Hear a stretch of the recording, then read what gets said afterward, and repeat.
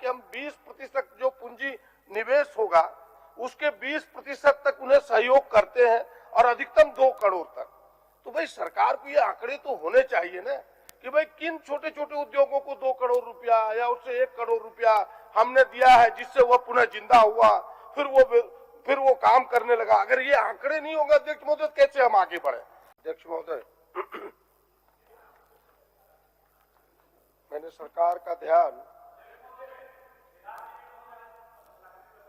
हो गया इस प्रश्न के माध्यम से हो गया। यह जो प्रश्न है अध्यक्ष महोदय लघु कुटीर उद्योग से संबंधित है और आपको मैंने यह प्रश्न इसलिए लाया अध्यक्ष महोदय कि 2015 में झारखंड में कुटीर उद्योगों की संख्या 15,88,000, जिसमें से 24,91,000 लोग रोजगार प्राप्त कर रहे थे।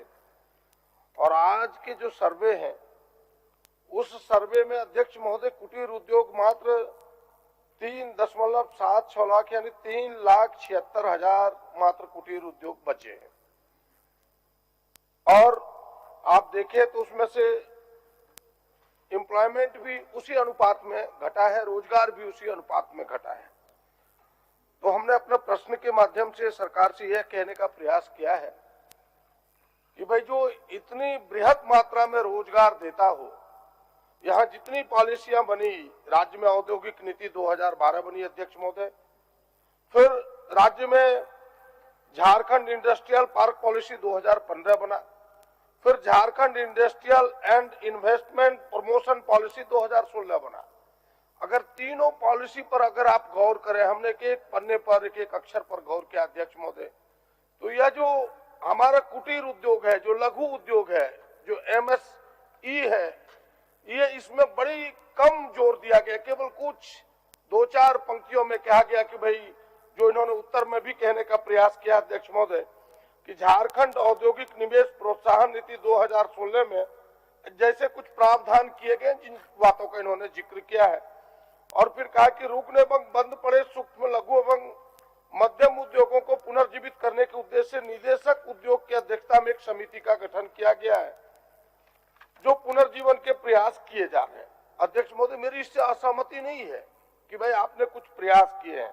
और फिर आपने यह भी कहा कि MSME की इकाइयों को निवेश प्रोत्साहन अनुदान के अंतर्गत अंचल पूंजी निवेश का 20% अधिकतम 2 करोड़ रुपए देने का अनुदान का प्रावधान किया गया है। तो केवल सरकार, यह जो 3 प्रयास आपके हुए हैं, इन प्रयासों के बावजूद हमने आपको आंकड़े दिए कि कितनी संख्या में कमी है। ये सरकारी आंकड़े हैं, मेरे आंकड़े नहीं है। तो ये वो 1/5 घटोतरी हुआ अध्यक्ष महोदय, कहां 15,88,000, कहां 3.25 लाख। आप समझ सकते हैं कि इतने छोटे छोटे उद्योग बंद हो गए।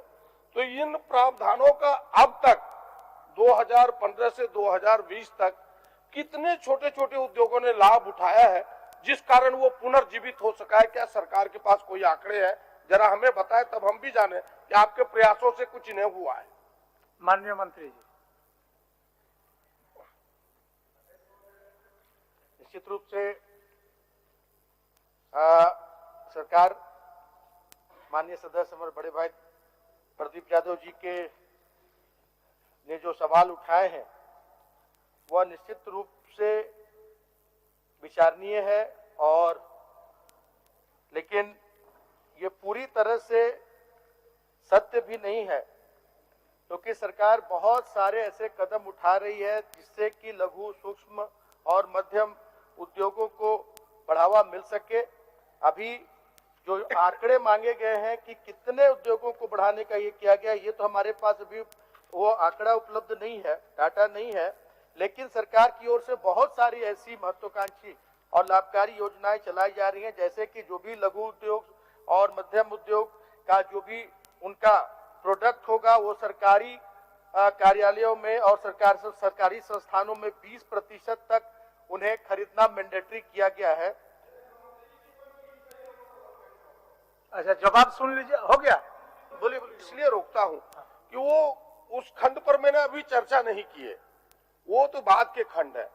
पहले हमने कहा, मंत्री महोदय से आग्रह किया, बड़े अच्छे उत्तर देते हैं, चीजों को गहराई से देखते भी हैं आदरणीय ठाकुर जी। तो मैंने पहले 3 जो ऊपर के जो आपके प्रयास थे उन प्रयासों पे कहा कि भाई आपने कहा कि हम 20% जो पूंजी निवेश होगा उसके 20% तक उन्हें सहयोग करते हैं और अधिकतम 2 करोड़ तक। तो भाई सरकार को ये आंकड़े तो होने चाहिए ना कि भाई किन छोटे छोटे उद्योगों को 2 करोड़ रुपया या उससे 1 करोड़ रुपया हमने दिया है जिससे वह पुनः जिंदा हुआ, फिर वो काम करने लगा। अगर ये आंकड़े नहीं होंगे अध्यक्ष महोदय कैसे हम आगे बढ़े? इन चीजों को आपसे आग्रह होगा कि पूरी तैयारी करके माननीय मंत्री जी को पूरे विभाग से पूरी चर्चा, क्योंकि ये बड़ा ही महत्वपूर्ण है। हम बड़े उद्योगों की बात करते हैं जिससे प्रदूषण भी होता है, पर्यावरण प्रदूषित होता है। इन छोटे उद्योगों से कुछ होता नहीं अध्यक्ष महोदय। इन छोटे उद्योगों से केवल रोजगार ही मिलता है और सारे लोग यहाँ के अधिकांश रहते हैं। इसलिए यह महत्वपूर्ण प्रश्न है, पूरी तैयारी करके सरकार से पूरी चीजों को लेके आए ताकि इस पर पूरी बहस हो सके।